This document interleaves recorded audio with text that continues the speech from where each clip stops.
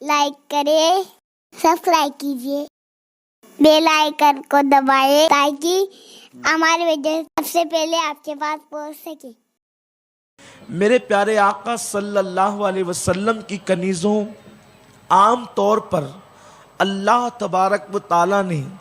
انسان اور جتنی جاندار مخلوقات ہے ان سب کو جو پیدا کیا ہے، ان کے پیدا کرنے میں ایک جو چیز قدر مشترک ہے یعنی مشابہت رکھتی ہے وہ یہ ہے کہ ہر جاندار مٹی اور پانی سے پیدا کیا گیا ہے۔ جیسے مثال کے طور پر جانور جو ہے وہ بھی مٹی اور پانی کی پیداوار ہے، حتیٰ کہ کتا ہو، بکریاں ہو، گائے ہو، بھینس ہو، اونٹ ہو، گھوڑا ہو اور انسان، یہ سب کو اللہ تبارک و تعالیٰ نے مٹی اور پانی کی آمیزش سے، اس کی ملاوٹ سے پیدا کیا ہے۔ اب آپ اندازہ کریں، جب پیدائش کے اعتبار سے بظاہر انسان اور جانور دونوں ایک ہی خمیر سے پیدا کیے گئے ہیں کہ انسان بھی مٹی اور پانی سے پیدا ہوا اور جانور بھی مٹی اور پانی سے پیدا ہوا، انسان بھی نطفے سے پیدا ہوا اور جانور بھی نطفے سے پیدا ہوا، تو پھر جانور بظاہر ذلیل یا چھوٹی مخلوق کیوں ہے اور انسان اشرف المخلوقات کیوں کہلاتا ہے؟ میرے پیارے آقا صلی اللہ علیہ وسلم کی کنیزوں، تو اس میں بہت ساری چیزوں میں سب سے اہم چیز یہ ہے کہ جانوروں کے دلوں کے اندر آخرت کی فکر نہیں ہے، جانوروں کو آخرت کی تیاری کا کوئی تصور نہیں ہے، جانوروں کو بظاہر رب کی رضا کے حوالے سے کوئی سوچ اور فکر نہیں ہے، لیکن انسان اپنے انسان ہونے کے ناطے، اشرف المخلوقات ہونے کے ناطے، انسان اللہ رب العزت کی رضا، اس کی ناراضگی کا خیال کرتا ہے۔ اسی لیے کسی بہت بڑے بزرگ نے، صوفی بزرگ نے ارشاد فرمایا،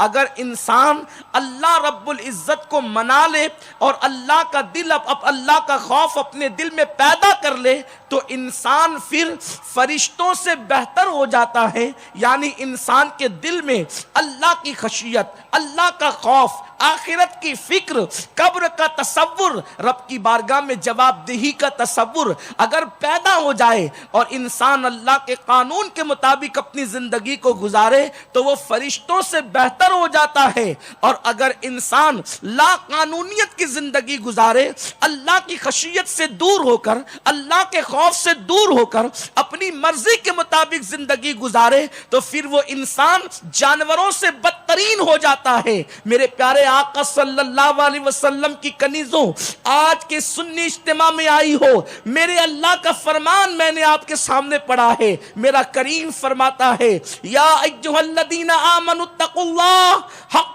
تقاتہ ولا تموتن الا وانتم مسلمون۔ اے ایمان والے مردوں اور ایمان والی عورتوں، اللہ سے ایسا ڈرو جیسا کہ ڈرنے کا حق ہے، اور تم نہ مرنا مگر مسلمان۔ میرے پیارے آقا صلی اللہ علیہ وسلم کی کنیزوں، پتہ چلا انسان کا دل اسی وقت اس کو بہتر بنا سکتا ہے، انسان کو اس وقت وہ چیز فرشتوں سے بہتر بنا سکتی ہے جب اس کے دل میں اللہ کی خشیت ہو، اس کے دل میں اللہ کا ڈر ہو، اس کے دل میں اللہ کا خوف ہو۔ اور ظاہر سی بات ہے، جب اللہ کا خوف کسی کے دل میں پیدا ہوتا ہے، جب اللہ کی خشیت کسی کے دل میں پیدا ہوتی ہے، جب اللہ کا ڈر کسی کے دل میں پیدا ہوتا ہے تو پھر اس کی سوچ اس طریقے سے بن جاتی ہے، میرا اٹھنے والا قدم میرے معبود کو راضی کرے گا کہ ناراض کرے گا، اس فکر کے ساتھ انسان قدم اٹھاتا ہے۔